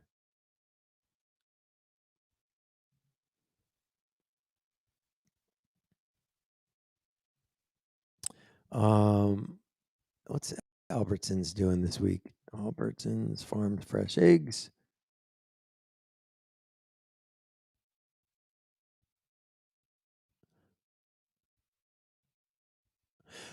For some reason, it's super difficult for like traditional large stores like Albertsons, for instance, to create a website that makes sense.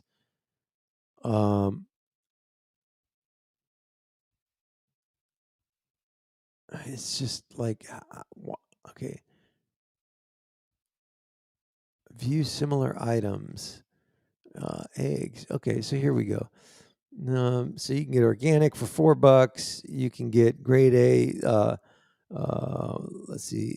Here's a 12 count cage free large for $3.99, $4.69, $5.49, $2.50. Okay, for $2.50 at Albertsons. Okay, then we get into $1.39, $2.99. But let's look at the same price, right? There you go. You get these mass-produced 12 count extra large grade A eggs for $2.50 a dozen from Albertsons, but it's not it's a commercial farm, obviously. And yeah, so or you can go super local, super healthy, super fresh, right there for $2.50. Yeah. Wonder what I didn't ask. Shoot, I got so many questions for these guys too. What does it cost? Like, is there a transaction fee? Are you spending money? I don't know. So, but all kinds of food, shop by department, produce boxes, fresh fruits, bakery. Oh, cheese. Okay, let's go to bakery or cheese first. Bakery. So some of the they've got Amy and Jamie's Place, Partner's Pantry, Bear Bread Bakery, Sasquatch Sourdough, Miss Teaberry's Baked Goods, La Migliori Italian Bakery. Never heard of it. I'm sure it's amazing. These are all the local kind of bakery vendors that are on Harvestly. Casey Cakes, Colony Culture, Wild Bread Company, The Dough Connection. Ooh, ready to eat cookie dough? Yes, please. Amanda, I take that back. This is something that I'm looking forward to eating, cookie dough. I'm not even a sweets guy, but oh, I love cookie dough. Okay, what else? Okay, so that's we've gone into breads. Let's go cheeses. Let's look at cheeses. Cal Poly Creamery, the Vreamery vegan cheese shop. Oh, interesting. Huh. Vegan cheese. Okay. The Vreamery. Central Coast Creamery, Casey Cakes. Who else is on here? So lots of cheese options. Okay, so we've gone to bakery, we've gone to cheeses, meat and seafood, local wine and brews. Boom. Let's see what we got here. Choose from a variety. So Two Broads, cider. Okay, so we've got cider, Wild Fields, Ale House, Brew House, Chroma Vera, Le Vignier, Wild Fields, Two Broads, Bittersweet Brewing, I was calling it Broads, Two Broads. Hi, I'm Mike. I just learned how to read. Two Broads Cider Works. Bittersweet Brewing. Okay. I've never even heard of Bittersweet. Where is that? Let's see here.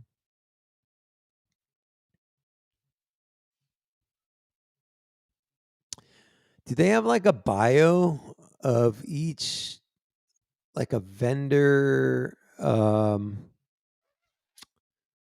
What is it called? A vendor profile? They should have a vendor profile.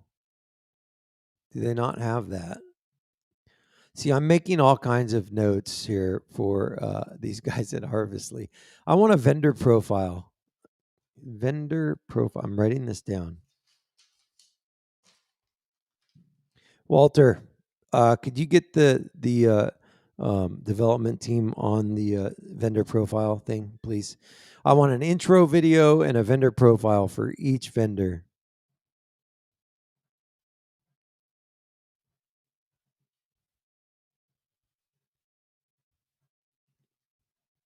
Writing this down. I don't know. Are you guys into it? Harvestly? To me, it seems like it's a no-brainer. Supporting local vendors, and then streamlining how you purchase the products from them. Oh, see, Irish Oaks has a vendor profile. How did I not get that on the other one?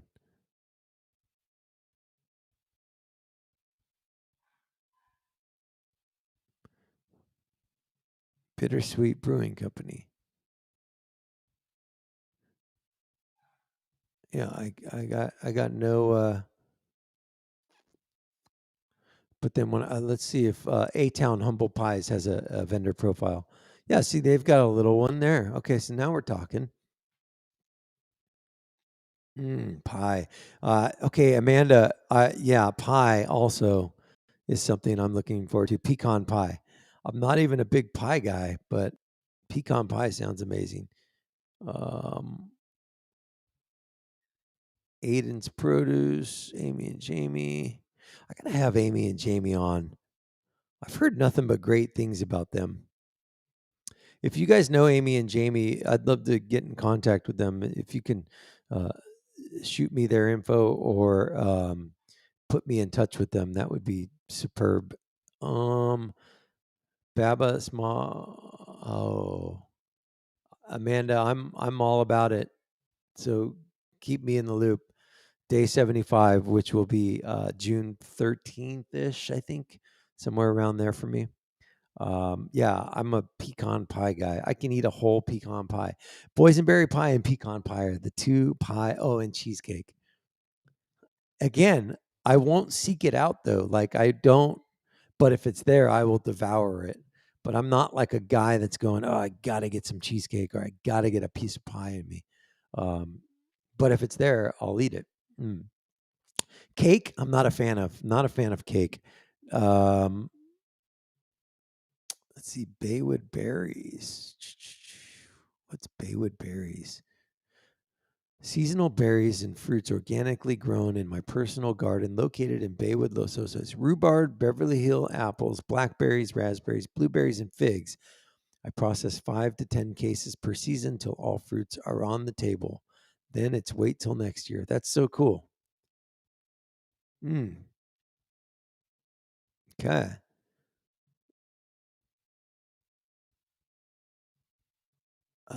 Where did I leave off? Baywood berries. B. Wench Farm. Let's see here. They have a ton of different vendors on here. Hey, Cahoots Catering. Oh, they must do the ready-make foods. We have an old Cahoots Catering cookbook. This picture sits on our countertop. For those of you old school Paso people, Cahoots. Cal Poly Creamery, Cal Poly Farm, Cal Poly Meats, Cal Poly Poultry, Strawberries, California Bee Company, Kalawala Market and Kitchen, Castoro, Clean Machine. Clean Machine meals are amazing. I've had them in the past. That guy does an awesome job. So I'm a fan of Clean Machine. Let's see here. The Clean Machine meals go for about, if I remember correctly, somewhere between $8 to $10 a pop. Yeah, they don't have anything on their bio, but it's somewhere around there. Oh man, it went back to page 1. Let me go back to page 3. Here we go.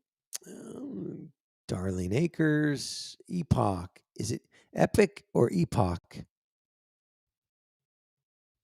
I think I've pronounced it Epoch. Somebody I was with yesterday pronounced it Epic. I'm not sure. All right, in case you're just joining us, it's the Morning Buzz. I'm just doing kind of a recap, deep dive into Harvestly, Harvestly.co. We had the CEO and founder, Walter, in yesterday at Irish Oaks Ranch with me. Tell us a little bit about the story, how they got started, what they do, and so the thought I had this morning was, hey, I've gotten a lot of questions in the last 24 hours. Is it affordable? Is it does it make sense for the consumer financially? And so I'm going through just looking at different vendors and price points and all of that stuff. And so the thing I would say about if it makes sense financially, it's kind of a balance, right? You have to weigh the financial with the thought of supporting local, with the thought of eating healthy, with the thought of convenience, with the thought of just if it makes sense. So you take all of those things into account, and obviously the financial side is a huge motivating factor for a lot of people. And so if it doesn't pencil financially, then the argument could be made on the flip side. Well, you spend more on food now, but you spend less on healthcare later. And that's a long-term thinking way of looking at it, and it doesn't help, cash flow situation for a lot of people in the current. But I don't know. It's part of flipping the script, I guess. All right, so I just got a text back from Chad Schoenthal. They ended up raising $7,500 yesterday at their drive-through barbecue. Awesome. Congrats. So that's good news. That drive-through barbecue for Detective Benedetti's family raised $7,500. That's a lot of barbecue yesterday that they prepared and got out to everybody. So if you are listening and you went out and supported and purchased, I'm sure they would say thank you, and it's much appreciated. So that's awesome. Very cool. What else? Sip and Strum. Yes, I just got a note about the Sip and Strum. Yes, I'm still planning on doing the Sip and Strum. I'm I'm waiting. Here's what I'm doing. I'm kind of pumping the brakes on it for a minute, just because I'm in flux with where I'm going to do it. I know 15C wanted to get it there, and so what is the date today? Today's the 19th. I guess I could probably plan one for next Tuesday, the 25th. So I'll follow up with them and see if I can get that on the schedule for next Tuesday, the 25th. Sip and Strum will be me teaching you a song, a different song every single week, where I'm not teaching you how to be an extraordinary guitar player. I'm teaching you how to be an extraordinary campfire host with ordinary guitar skills. That's the goal of the Sip and Strum. And so each week a new song. It could go really well, it could go horribly, but we're going to give it a shot and see where it goes. Yeah. So that is the latest. Thanks for inquiring about that, whoever it was. Appreciate it. All right, back to Harvestly. Lots of choices. Grandpa, again, we had GABA on from Grandpa Rossi's Garden yesterday. Family farm that's been in the family for over 100 plus years. It was thousands of acres. Now it's down to, I think she said 100 or so there. And so they are doing eggs, they're doing vegetables, and they are expanding. And so that's cool. House of Bread, Hartley Farms, Casey Cakes. Who else is on there? Gosh, a lot of these I've never heard of.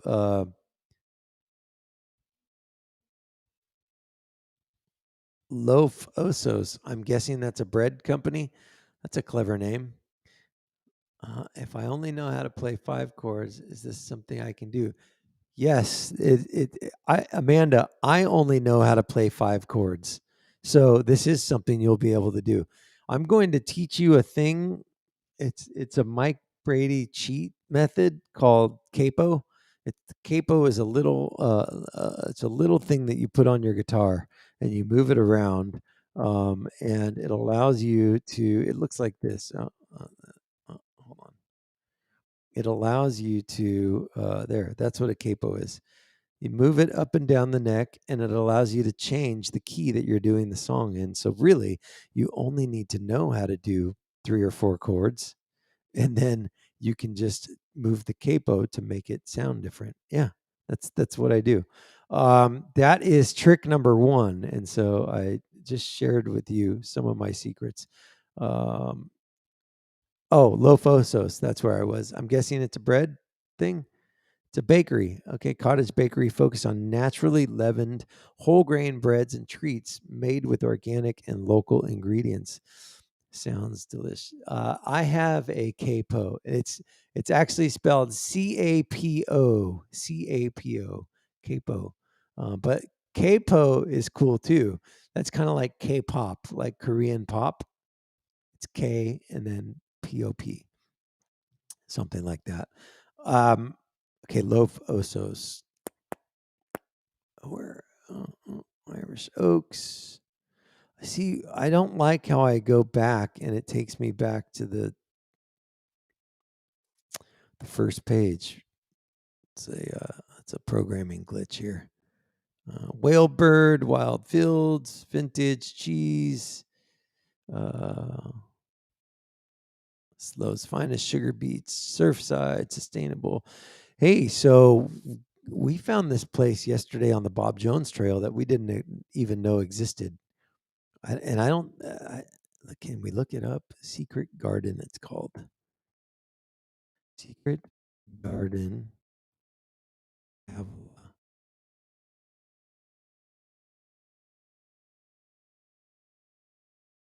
Yeah, it's okay. So it's on there. They got a website.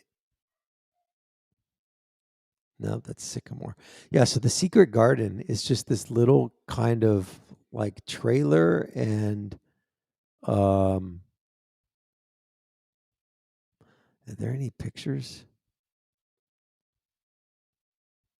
It's this little trailer off of the Bob Jones trail that has like some seating and some canopies and some music, and it's like a little travel trailer that sells coffee and beer and cider and kombucha and what else do they sell? Bloody Marys,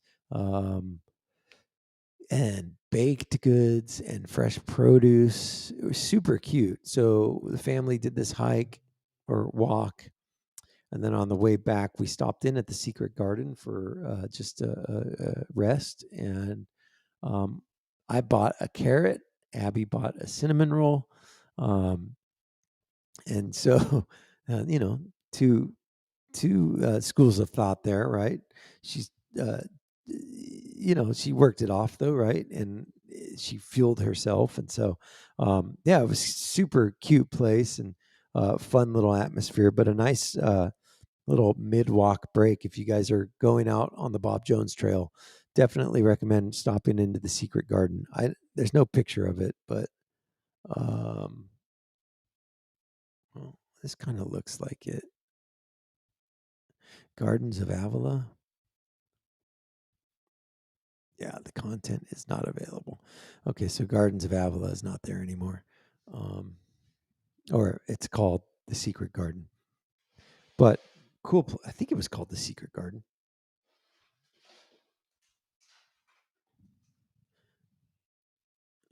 Where was I? So Harvestly is a company that's maybe a little over a year old. They started as AgriConnect and changed their name. And so they have a team that is comprised of only students at this point, all Cal Poly students, I think he said. And so they are on a mission to support local farmers in helping them bring their products to the consumers at affordable prices conveniently. And so it's a cool concept, and you can sign up. I'm curious if anybody wants to sign up for it and give it a shot. And let me know what you think. Maybe do kind of like a trial run. I do know that if you do sign up, they're offering like 10% off, or something like that. They've got all kinds of pop-ups when you go onto their website. Let's see here. Let me just refresh their website. So rewards program. What is this? Become a member. Okay, referrals. So you get a $15 off referral coupon. Join now.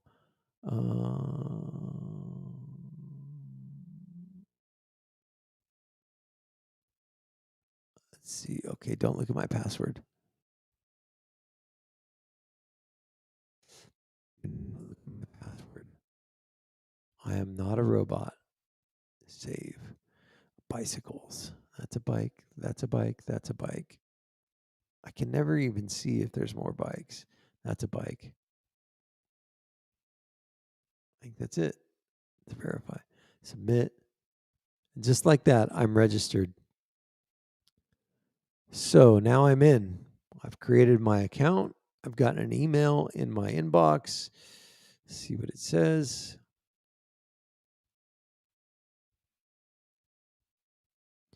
Email, welcome to Harvestly. Next time you shop with us, visit our store. Okay.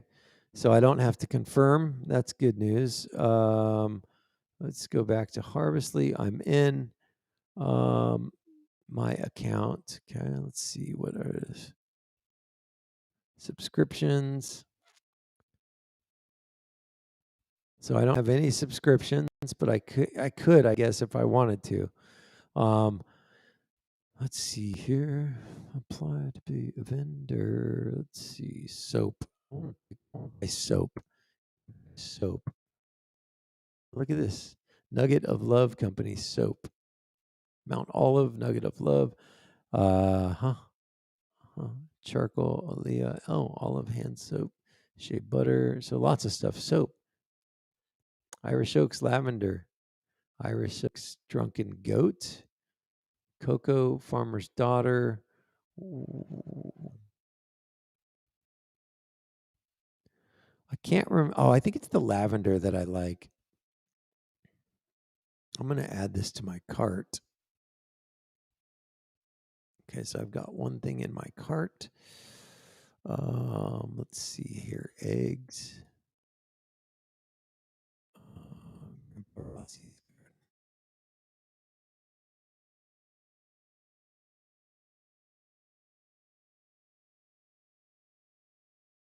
Garden. Oh. Grandpa Rossi's Garden. Shop by vendor. See if I can get some eggs from Grandpa Rossi's Garden. In case you're just joining me, I'm going through the setup process on Harvestly. I just want to see if I can get to the checkout, what it's going to charge me for some kind of fee. Grandpa Rossi's Garden. Okay, I'm on EFG. I'm getting up to G. There it is. Let's go eggs.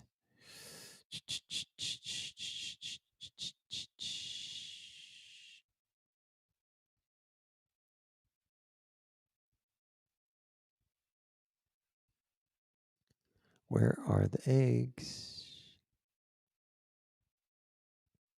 $18 produce box. That's kind of cool. All right. Huh. That's interesting. Now it's $6.50 for a dozen. It was $2.50. Huh. I wonder why that switched. Why that changed. Oh, they're sold out too. That's interesting. Oh, well, let's just go eggs from someone else. Quail eggs? No.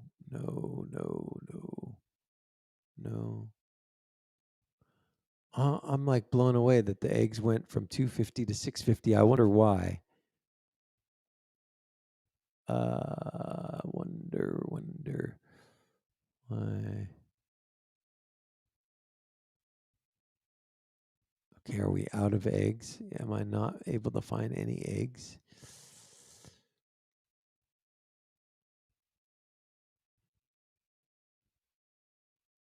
See, now here's $2.50. Same eggs. Oh, see, it says $6.50 there and $2.50 on the advertisement. And they're sold out. Well, that sucks. Okay, well, let me just pancake mix, gluten-free. Why not? Okay, view cart, $14.75. Checkout.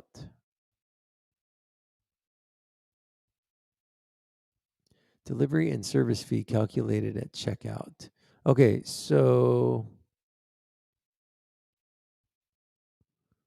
delivery.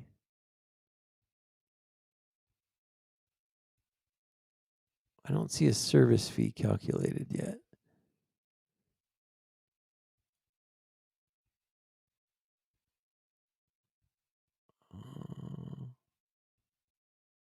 Okay. Well, I'll ask the question and figure it out. All right.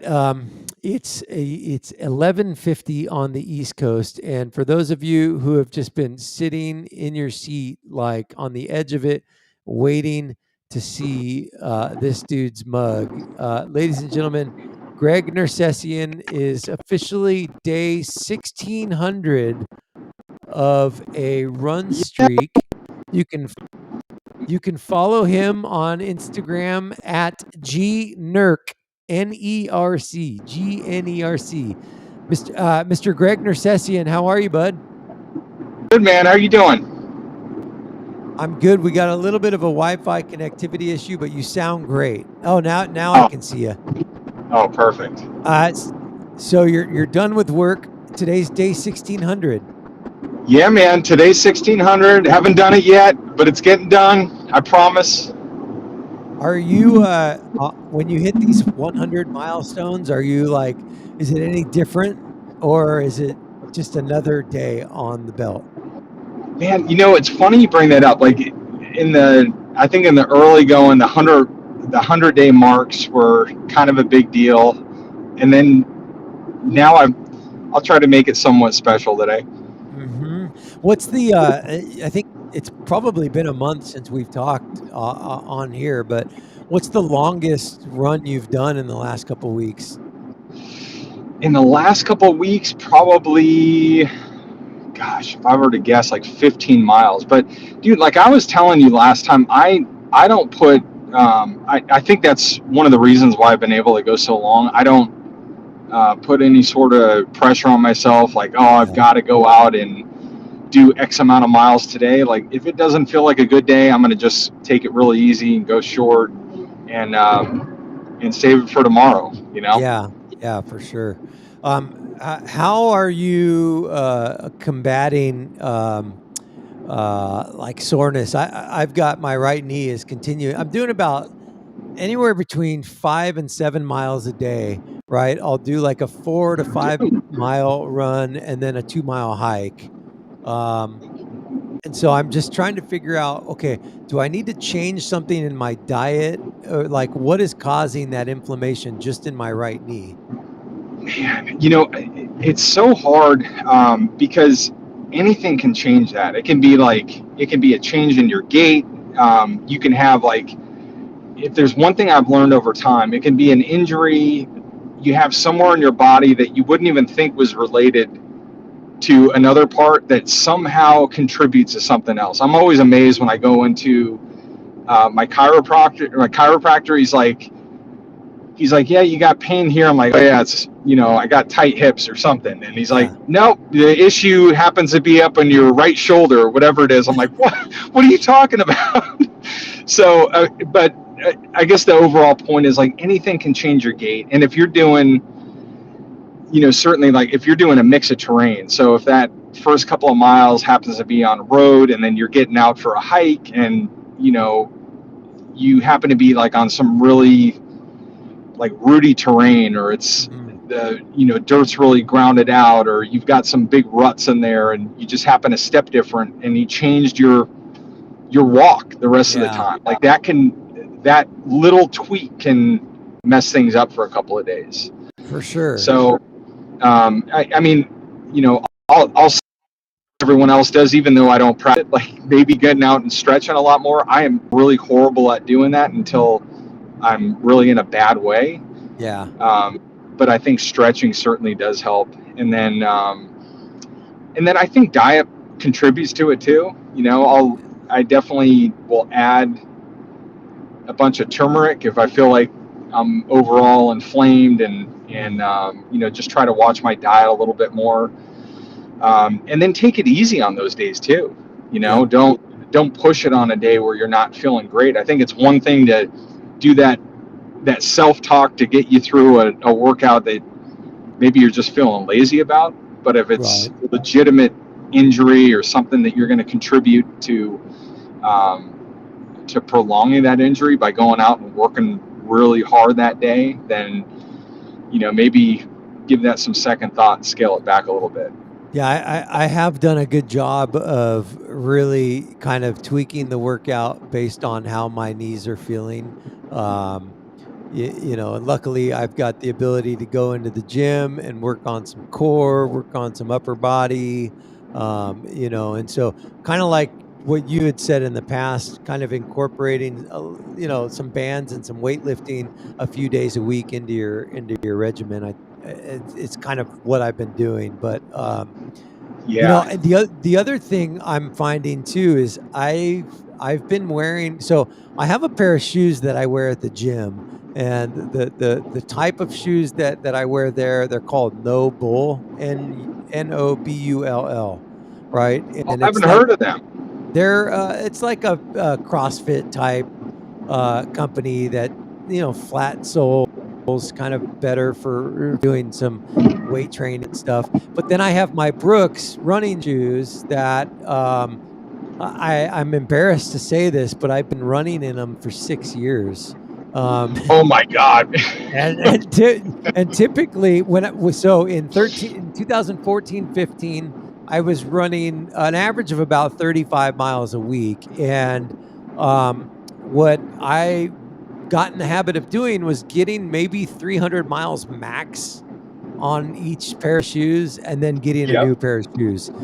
Problem was in 2016, I bought these Brooks, and I put them on the shelf for a few years and didn't wear them. But over the last 6 years since I've had them, or 5.5 years, you know, they've probably now got 1,000 miles on them, which I can tell that they're really starting to kind of affect me, especially in the last week. So now I'm going, okay, I got to save up and you know, spending $130 on the next pair of shoes. But I asked you on text a couple weeks ago because I'm planning on doing this backpacking thing in Colorado on the 4 Pass Loop, right? Dude, I am so excited for you. You're going to join me. You got to join me. Let's go. Here's what I'm thinking, mid-August. So I'm doing, I think I told you, I'm doing an expedition, like a trek. I'm going to try to get to the top of Mount Rainier, and that's at the end of August.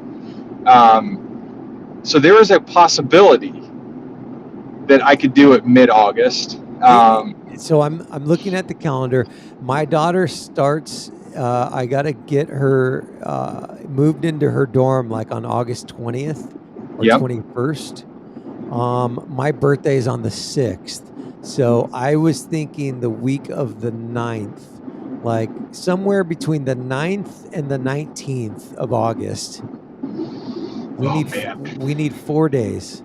That's all we need. I know. Let me look at it, man. I am I usually jump at these things. That's why it's bad, man. You get me on the spot and be like, oh yeah, I'm doing it, and then I'm gonna go back and then figure out, oh man, I had all these other things that I was supposed to do. But I don't think mine are going back till the end of the month. I'm going for that climb. Yeah, the climb is going to start the 25th, so I'd be good there. And then the one thing I have to check is their ball seasons to make sure it's not jumping into that at all. Yeah, so we start football on the first game's on the 27th. So like that, and then once the 27th happens, I'm in town through November. Like it has to be in that window. You know what I mean? Okay. Well, so, let's throw around some dates and see if we can make something work. Because I'm telling you that there's something pretty amazing about that loop, and it's a perfect time to go too. So I've got one buddy who lives in Castle Rock, just outside of Denver, who's just sold his company, and he's our age. He's all about it. He's into it, and so he's definitely in. And then I've got another guy here locally who's in as well. So if it's 4 of us, and we're all kind of similar in age, activities, you know, social, it's a good mix, I think. I would definitely be the weak link, but no, you wouldn't. Man, I'm telling you. But when you get out there, it's not. This isn't like a physical exertion test, you know. You want to get out there and you want to take it in and enjoy it and take your time and, you know, look at things and take those pictures. I mean, those are all the stuff that's all the stuff you're going to remember. I mean, you can fly through it and say, oh yeah, I got through it in a day earlier, but you're not enjoying it as much then. Right. Yeah, I just don't want to, you know, set up camp at night and have you guys pull a bunch of Jesse Itzlers and strip down to your boxers and jump in some ice cold water and be like, let's go. Come on, Brady, get in. Well, if one person does it, we all got to do it, right? Right, exactly. All right. So, anyways, we got off track, but I was talking shoes. So you recommended shoes for me. Now, assuming that we do this thing in August, if I buy those shoes that you recommended now, will they be worn out by August? Probably, right? No, you'd be good. I still use shoes past when I normally should, and on Okay. a hike, you'd probably be even better. I mean, you're talking about like use the shoes now and then hike it in August, right? Yeah, exactly. What were the shoes called again? I'm gonna pull them up. Ultra. Ultra, yeah. So Ultra, and there are a bunch of different types. So you can, the ones I used for the hike last time were the Ultra Lone Peaks, and like I was saying, the only benefit to them, for me at least, is they've got a really wide toe box. Okay, So they, these. yeah, you So got Ultra. room to move in there. So Lone Peak. Ultra Lone Peak 5 trail running shoes. Yep. That's them. Okay, $130. Backcountry. All right, 15% off. Okay, so those are the ones that. But you're saying that if I'm going, let's see here. Let's call it 90 days, right? If I'm going 90 days, 90 times 4, let's go 5 miles a day. That's 450 miles I'm putting on them before we go hike. I would look. I'm all for pushing the envelope a little bit. I would probably use them. Put it this way: like if I were to go and hike in August, and even on like my approach shoes that I'm going to use for Rainier, like before we start getting into higher altitude, I'm going to use the same Ultras that I have right now. Yeah. Just because they're a little more worn, and like at that point, I'm kind of going for comfort. So I want to go for something it's kind of broke in. I know I'm not going to get blisters with them. So, I mean, I would feel comfortable. Okay. Yeah, you may have people that knock that, but it just kind of what works for me. All right. I guess I'll pull the trigger then. So I would look at, unless you're like sponsored by Backcountry, I would take a look at like, so sometimes like shoes.com has like they've got really good sales. They'll say like, hey, we're knocking like $40 off if you spend $99 or over. And I'm like, yep, I'm all about that. So take a look at them too, but Backcountry's good too. Shoes.com. I never even heard of them. Yeah. Let's see. They have Ultra. They do have Ultra. Okay. Trail running. Let's go here. See, they've got the men's Ultra Timp 2 trail. I have the Timps. That's what I use right now for my run. Well, actually, I'm using the Timp and the Olympus. I kind of switch off between those two. See, those are way more expensive. They're $20 more. Yeah. Yeah, but that's why I'd say like the Lone Peak for me was it's like a better overall hiking shoe. For some reason, it just had a little different feel than the Timp and the Olympus. Like the Olympus is a little bit thicker. So for running and you're doing it over a prolonged period of time, you're not having as many issues on the feet. But they're all the same general concept. So they're all like, it's a flat shoe. So you've got no lift in the heel at all. So yep. You want to get some time in those, because it's definitely a different feel than any other shoe if you've got a little bit of a drop now. Well, and that's the shoes I use, the Nobles. Let me pull those up here. Noble shoes. Those are flat shoes too, which is why they recommend them for weight training. So you can have your foot standing on its natural kind of the way it's meant to, right? Here's kind of a picture of what I'm wearing for the most part, but it's super flat. And in fact, sometimes my trainer tells me to go barefoot even when I'm doing lifting. For sure, man. If you can get by with barefoot, do it. But that's a concept with the Ultras. You're flat feel, but it's it's different if you run like on the trail. I feel really good in them, but if I were to go out on the road, it literally feels like I'm running in wet concrete. Like I feel like I've got no speed. I think because I'm used to having a little more cushion, a little more of that heel drop on the road. Yeah. So if I switch to that on the road, I'm like, oh man, I feel horrible. Sure. Okay. Well, that's good to know. What any special things that you're doing to train for Rainier?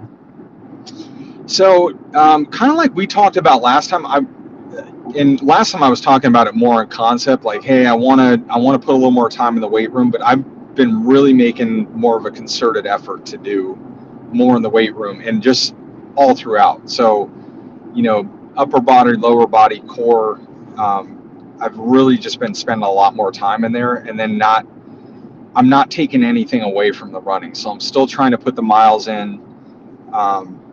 Just I guess similar to you, man. I'm trying not to give myself an excuse and just dragging myself into the gym and hitting the weights. And I can say that, in a very short period of time now, the last month and a half, 2 months, where I've been pretty religious about going in there, I feel better overall. Yeah. I think there is definitely a little bit of a high that comes out of it. Once you finish it up, you're like, all right, well, I added something else to my day that was hard, and I got it done. Yeah. Have you done any research or work around the psoas muscle? So I first heard about this like listening to Goggins. Yeah. And he talked about it a little bit in his book, and he's talked about it on some podcasts that was like a debilitating thing for him. Mm-hmm. I've spent some time on it with my chiropractor. Just when I talk through some of the issues, he's like, yeah, maybe you're psoas. So he kind of hit some marks where he's trying to loosen things up there. I don't know that I have major issues with it, mm-hmm. but I always feel like when I go into the doctor, it's like similar to going into like, the car mechanic. They're always like, it's the first one I heard of that one before. Like everything's like the first time. I'm like, why can't I just be regular? Right. Well, I've messed around with the psoas, and I can tell like when I've got lower back pain on my left side, and like the back left side center of my hip, like that psoas pressure I put on the psoas will relieve that big time. Yeah. It's a combination of like your digestive tract and your psoas and all of it just loosening up to relieve that pressure, which is interesting. But I can tell, like, if I'm having that lower back problem, like it's so funny. I will lay my body into like the counter, like the corner, of the counter, and just do a 90 and put that pressure right on that muscle, and it just kind of relieves that tension. It's amazing. So no, it is. Yeah. And that stuff works too. Like that's a hard part though, is the psoas will lead into a lot of other things. So you can get tricked into believing like, oh well, the issue's not my psoas, it's just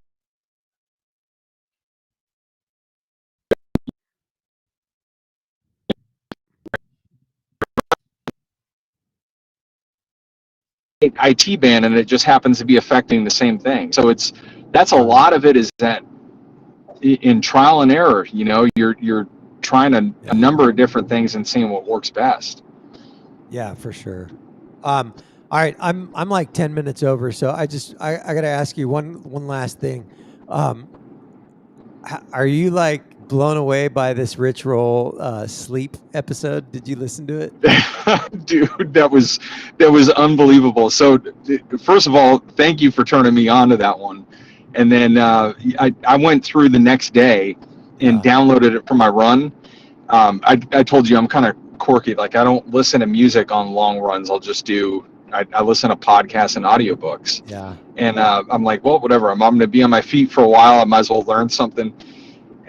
So I listened to that one, and it blew me away to a point that I like in my mind, I'd worked myself up so much that I almost wrote like this, like novel length email to work talking about the importance of sleep and Oh my how gosh. like this schedule, these shift work schedule is a detriment to people's health. Yeah. And thank God I didn't, because it was literally like a couple of days after that, they were like, hey, we're ending this shift work thing, and we're kind of back to normal. But you almost like Jerry Maguire'd it.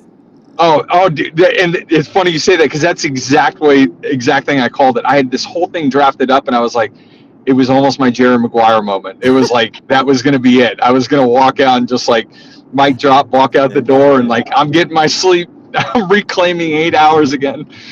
Oh man, yeah, dude, it's wild, right?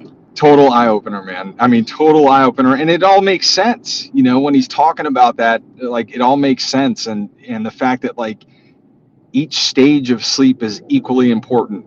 Oh, And the other eye-opening part for me was when he was talking about REM sleep and the fact that we get it at the end. So when we say, hey, I slept 2 hours less last night, but hey, at least I got 6. right. And so I only lost like X amount of sleep. And his point was like, well, you only lost maybe 25% of your overall sleep, but you lost 75% of your REM sleep, Right. and that's killing you. So crazy. Yeah, no, that's definitely a eye opener for sure. Dude, I'm like obsessed with Rich Roll. I can't so good. stop listening. Yeah. Yeah, he's so good. I mean, the way he carries himself, he's he's got a real easy way about him, Mm-hmm. right? Yeah, he's just got that voice that you just want to hug him. Right. Yeah, he's just like a soothing, like, put me to sleep. Yeah. For sure. Oh yeah. No, and he's just super humble and gets along with everybody, and it's just he's a real dude, which is crazy, right? Like, Yeah. No, he gets up, he gets after it, and yeah. I don't know if you've talked about it on here, but his sleep practice of like, somehow he's finagled away with his wife where he's like, hey honey, I'm gonna go out and sleep in a tent every night. I'm sorry. So weird. Yeah. That's like super extreme, right? I know. Wow. I mean, I'm all about it. Like, hey man, go out and explore the tent, but I guess it's probably a little bit harder when you're married and trying to justify like, hey, I'm not going to be in the house for the next 8 to 10 hours because I need to go through my body's natural sleep cycle. Like, yeah, buddy. Dude, hippie, total hippie, man. Right. That's awesome. All right, Greg, I'm gonna go. All right, buddy. Day 1600. Congratulations. Thanks, man. And I'll check in with you again. But yeah, I'm gonna go shoe shopping. All right, buddy, man. Always a pleasure to talk with you. Hey, thanks. Appreciate it. All right, take care. Yeah. All right, that's Greg Nersessian, who is a dear old friend of mine, a coworker from the old LA radio days. We would sit on his bed like two little schoolgirls listening to Howard Stern show, giggling and sharing jokes with each other and just having a lot of fun. So, all right, we're going to say goodbye here and shut down the show once we get our final check-in with Mr. Anthony Reed, past Robles incidents and actions. Hey man, sorry to keep you waiting. We got off on a tangent there talking about our workout routines and shoes and stuff. So, what did we miss? Nothing. I was a part of that Zoom meeting, which Ty Lewis was on, National Police Chief. Is it over already? His portion is. So got it. It only lasted about 20 minutes. Okay. So I'm gonna request because they recorded it. I'm gonna the Zoom call. So maybe we can play his portion on here if I get that. So or maybe not. We'll have to see what happens. But hey, okay. Crazy thought. Maybe if they, I'm just facetious here. I'm not I'm kidding. If they charge me for it, I don't think it'll be worth it. I'm just saying. Yeah. But anyway, that's just me. I'm sorry. I just had to say. I had to say that. It was just one crazy thoughts. So. All right. But no. Other than that, I did hear that Calvert's today is doing some fire training. Okay. So if you're out in Calvert's today and you see smoke, and it looks to be coming from the Cal Fire Station, Camp Roberts area. It's just their training. They're burning like close to 300 acres, like in the next 2 days, I think it is. So they do it every year as the kind of a pre-fire exercise. So if you're in that area today and you see that, that's what they're doing. Okay. Yep. Well, good info. I appreciate it. I will. I got to jump. I will talk to you tomorrow. Yep. Awesome. Sounds good. I have another Zoom call to get to anyway, so I will see you tomorrow. Man. See ya. All right. It's the Wednesday, May 19th edition of the Morning Buzz. My name is Mike Brady. I'm the host of the Morning Buzz, and the email address where you can reach me is morningbuzzaroundtown@gmail.com. And that's it. That's the show for today. We did it. Hope you guys go out and enjoy some fresh air this afternoon, this evening, today, whatever you have time to do. Be well, be kind, and we will see you tomorrow.